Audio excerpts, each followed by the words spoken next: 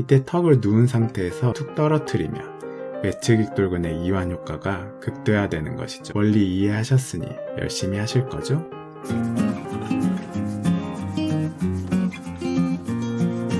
안녕하세요, 덴티장입니다. 아무리 찜질을 해도 스트레칭을 해도 물리치료를 받아도 턱관절 통증이 낫질 않으신가요? 왜 그럴까요? 바로 턱관절 부위의 통증을 일으키는 숨겨진 근육 두 개 때문에 그럴 수 있는데요. 내측익돌근과 외측익돌근이라는 근육들입니다. 오늘 이 두 근육의 기능부터 통증으로 인한 증상까지 완벽 해부하고 통증을 없애는 생활습관과 스트레칭까지 정복해봅시다. 먼저 내측익돌근입니다. 내측익돌근은 턱 안쪽에 있어 한쪽만 작용 시에 반대쪽으로 턱을 측면 이동시키는 역할을 하고요. 양측이 작용할 시에 턱을 올려 씹는 데 관여하게 됩니다. 그 밖에 턱을 앞으로 내미는데 도움을 주기도 하고요. 뒤에서 보면 이런 모양으로 이렇게 수축하면서 턱을 아래에서 위로 올리죠. 그럼 내측익돌근이 뭉치고 통증이 있으면 어디가 아프다고 느낄까요? 첫째로 턱의 관절 부위입니다. 따라서 실제 통증의 원인은 내측익돌근인데 턱관절 통증으로 보고 접근하면 치료가 안 되겠죠? 두 번째로 귀 안쪽의 통증, 목구멍 통증, 혀의 통증, 입천장 통증으로 느껴지기도 합니다. 그리고 코의 바닥 부분, 외측익돌근으로도 통증이 가기도 하죠. 내측익돌근이 뭉쳐 단단하게 버티며 옆에 있는 입천장 긴장근이 유스타키오관을 열지 못해 귀가 잘 안 들리거나 먹먹하다고 표현하는 경우도 있고요. 음식을 삼킬 때 목구멍 쪽이 아프다고 느끼기도 합니다. 또한 한쪽 내측익돌근에만 통증이 극심할 시 입을 벌릴 때 적절하게 늘어나지 못해 통증이 있는 반대쪽으로 입이 비뚤어지기도 해요. 하지만 이렇게 근육에 의해 비뚤어 벌어지는 건 흔하지는 않고 관절 문제가 더 흔하다는 건 알아두세요. 외측익돌근으로 넘어가 봅시다. 외측익돌근 하두는 역시 한쪽만 작용할 때는 턱을 반대쪽 측면으로 이동시키고요. 양쪽이 작용할 시 턱을 앞으로 내밀고 입을 벌리는데도 작용을 하게 됩니다. 외측익돌근 상두는 강력한 저작 운동 시에 디스크가 관절면에서 벗어나지 않게 안정화시키는 역할을 합니다. 그럼 외측익돌근이 뭉치고 통증이 있을 때는 어떤 증상이 있을까요? 역시 가장 첫 번째로 턱관절 부위의 통증입니다. 오늘 두 주인공이 외측익돌근과 내측익돌근인 이유를 알겠죠? 두 번째로 부비동 쪽의 연관통으로 부비동염으로 오해를 사기도 합니다. 이명 증상이 나타날 수도 있고요.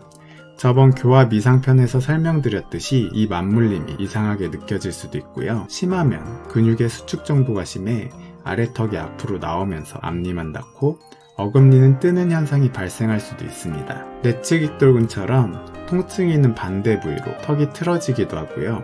그럼 이쯤에서 턱관절이 아프신 분들은 내 통증이 정말 관절의 문제인가 아니면 익돌근에서 온 문제인가 궁금하신 분들이 많으실 텐데요. 구별법을 알려드리겠습니다. 인구점이나 약국에서 파는 나무 막대, 즉 서랍자 하나만 있으면 되는데요. 자기가 턱관절 아픈 쪽 어금니로 깨물어 봅시다. 그러면 오히려 서랍자를 깨문 쪽은 시소의 원리처럼 관절 쪽 압력이 감소하고 그 반대편이 관절 압력이 증가하게 됩니다. 그러면 관절에 문제가 있으셨다면 오히려 깨문 쪽은 압력 감소로 인해 통증은 감소하고 반대쪽에 관절 쪽 문제가 있었다면 그쪽 통증이 증가하게 됩니다. 그리고 단순히 근육의 수축이 한 관점으로 다시 돌아가 내익돌근과 외익돌근 상두는 서랍자를 물 때 수축을 함으로 통증이 증가하고요. 외익돌근 하두는 이완하거나 수축한 상태가 아니라서 통증이 증가하지 않거나 오히려 감소합니다. 그럼 관절통과 외익돌근 하두가 똑같은데 여기서 어떻게 구분할까요? 외익돌근 하두는 턱을 내미는 작용을 하니 이 상태에서 턱을 내밀고 손으로 내미는 걸 막는다면 외익돌근 하두는 계속 수축하려 하기 때문에 통증이 생기게 됩니다. 여기서 둘은 구별할 수 있겠죠? 그럼 다시 돌아가 내익돌근과 외익돌근 상두는 둘 다 통증이 증가하는데 어떻게 구별할까요? 입을 크게 벌릴 때 내익돌근이 크게 신장되고 턱을 앞으로 내밀 때도 작용을 하므로 내익돌근은 통증이 생기고 외익돌근 상두는 작용을 하지 않으므로 통증이 없게 됩니다. 내용이 다소 어려웠는데 분명 턱관절 치료를 잘하고 싶은 치과의사 선생님들도 많이 보신 걸로 알기 때문에 진료에 도움을 드리고자, 그리고 정말 자기 통증에 대해 궁금하신 환자분들을 위해 넣어보았습니다. 이제 통증을 파악했으니 내측 익돌근 통증부터 정복해봅시다. 입을 다물게 하는 대표 근육, 교근, 축두근. 내측 익돌근은 공통적으로 거북목처럼 내민 자세는 아래턱을 아래로 향하게 반사적으로 근육의 수축을 유발해 피로를 유발하게 됩니다. 바른 자세로 쓸데없는 근육의 긴장도를 높이지 말아주시고요. 손가락 빨기, 과도한 껌 씹기, 이갈이, 정신적 스트레스는 피해주시고 자는 자세 또한 중요합니다. 베개를 너무 위로 베면 아래턱이 아래로 떨어져 내측 익돌근 건강에 좋지 않으니 어깨까지 베개를 잘 내려주세요. 외측 익돌근 통증 같은 경우는 흉쇄 유돌근에서 기원한 경우가 많으니 제 흉쇄 유돌근 거북목 치료편을 잘 참고해 주시고요. 외측 익돌근도 내측 익돌근과 비슷하게 턱을 무리하게 쓰는 악습관 교정, 무리한 악기 연주는 자제해 주시고요. 그럼 이미 뭉쳐버리고 통증이 있는 외측 익돌근은 어떻게 치료해야 할까요? V라인 스트레칭입니다. 이 스트레칭을 하면 얼굴이 V라인이 될 수 있나? 아닙니다. 손 모양만 V라인입니다. 일단 누워서 진행하는 걸 추천드리고요. 숨을 들이마시면서 턱을 약간만 앞으로 내밀고 검지와 엄지를 V라인으로 만들어 턱 앞에 대주시고, 턱 밑이 아닙니다. 턱 앞입니다. 턱은 손가락의 저항에 앞으로 계속 내밀려고 노력하시고 손가락은 버텨주세요. 그리고 숨은 내쉬면서 턱을 다시 툭 떨어뜨려 주세요. 한 번 할 때 5초가량 유지해 주시고 3번에서 5번 정도 반복해 주시면 됩니다. 이 정체 모를 스트레칭의 원리는 뭐냐 하고 궁금해 하시는 분들을 위해 구강내과를 전공했기에 정확히 설명드리겠습니다.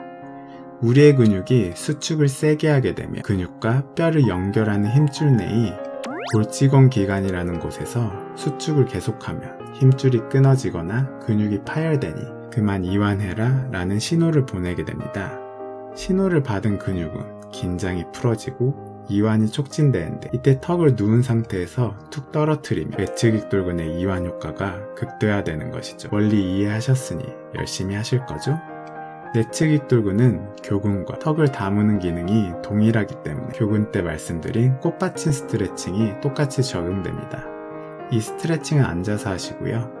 손가락을 턱 밑에 받치시고 손가락의 저항을 느끼며 조금만 입을 벌려주세요. 한 번 할 때 10번, 하루 6회 시행해 주시고요. 이미 꽃이 되신 분들이 많이 계실까요? 이 스트레칭의 원리는 턱관절 교근 통증편에 자세히 설명해 놨으니 참고해 주시고요. 바로 전 라운드 숄더편 영상에 올린 문 스트레칭도 꾸준히 해주시면 궁극적으로 내측 익돌근 뭉침과 통증에도 도움을 줍니다. 한 번 할 때 20초 3세트 해주시고요. 오늘 영상 여기까지입니다. 다음 영상은 턱관절 소리 안 나는 법, 줄이는 법으로 찾아올 테니 아직도 구독 안 하신 분들은 꼭 눌러서 놓치지 말아주세요. 감사합니다.